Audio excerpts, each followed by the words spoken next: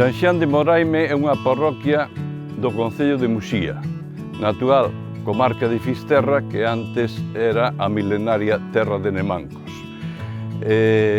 A súa igrexa é o que nos queda dun antigo e importante mosteiro da época alto medieval galega, o mosteiro de Moraime, do que dependían ata 20 igrexas das antiguas comarcas, neste caso sí históricas, de Bergantiños, Terra de Soneira e Nemancos.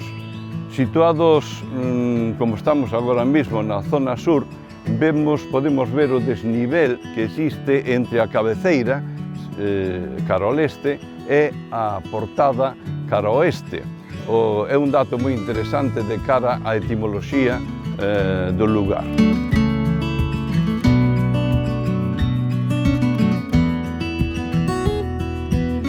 Atopámonos no interior da igrexa de San Xián de Moraime, que é o templo máis impresionante das comarcas da Costa da Morte, románico do século XII, principios do XIII, que presenta planta basilical de 3 naves con 3 ábsidas na cabeceira.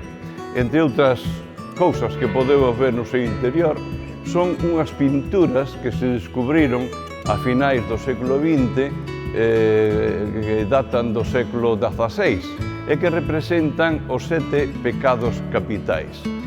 Son das poucas pinturas que se conservan nesta zona.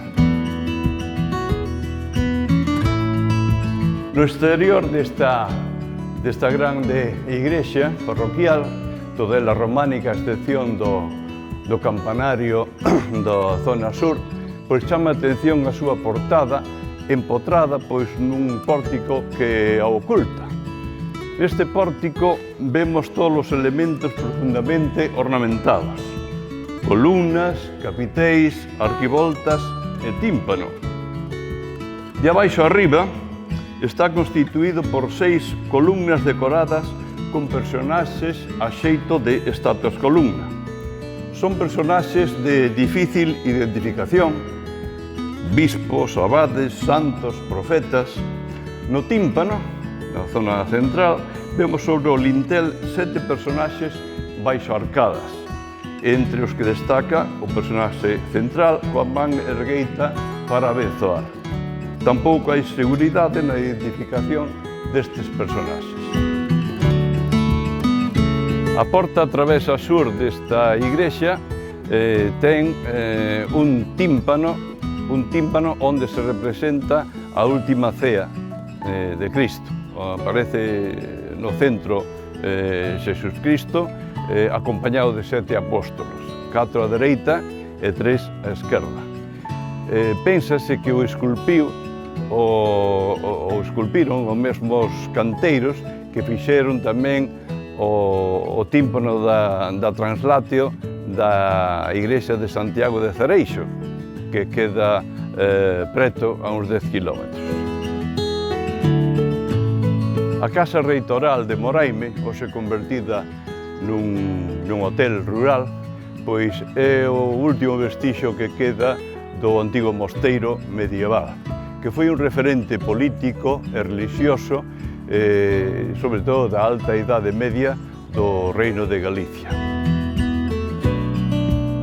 Foi protegido polo grupo nobiliario dos Traba, os chamados impropiamente condes de Traba.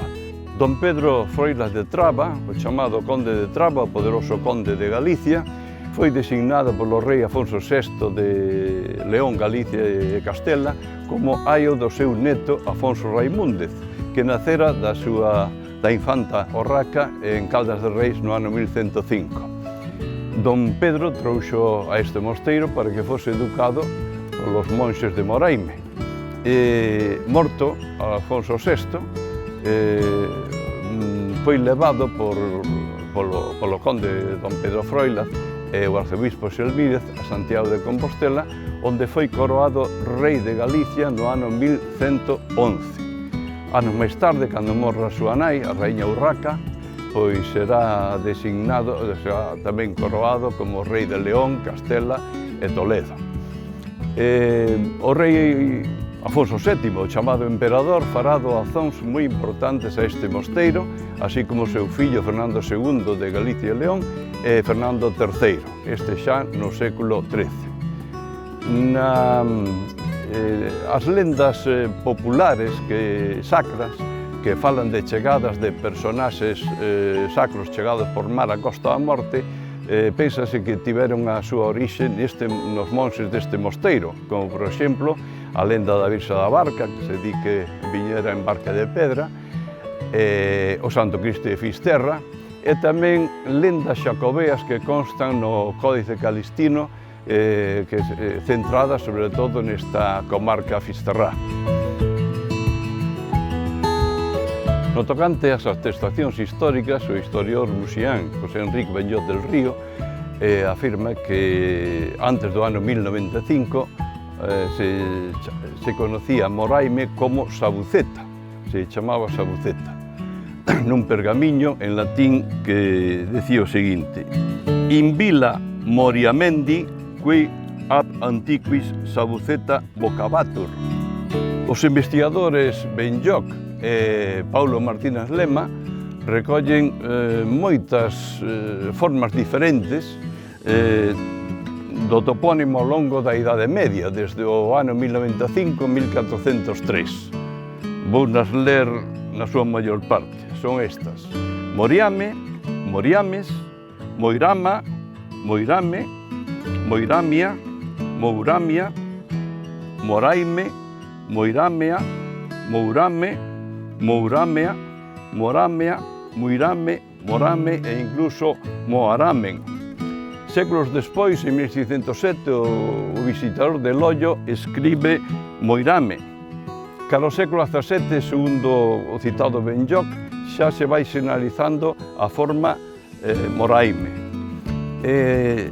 O padre Fray Martín Sarmiento, que pasou noite en agosto de 1745 neste mosteiro, escribe Moraime con Y, pero el di que vira en documentos antigos deste mismo mosteiro as formas Mourame, Moramea e Moirame, que ainda se decían naquel tempo.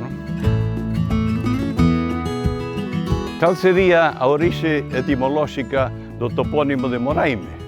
Paulo Martínez Lema opina que o estadio inicial sería Moriame, que partiría dunha fase originaria Moriamine, creada a partir do radical prelatino mor, mur, que significa monte, elevación rochosa, que faría alusión ao emprazamento deste antigo mosteiro, que está situado, como podemos ver, nunha aba dun pronunciado outeiro. Outra suposición, outra posibilidade sería considerar o topónimo unha construción de natureza lingüística totalmente, íntegramente prelatina.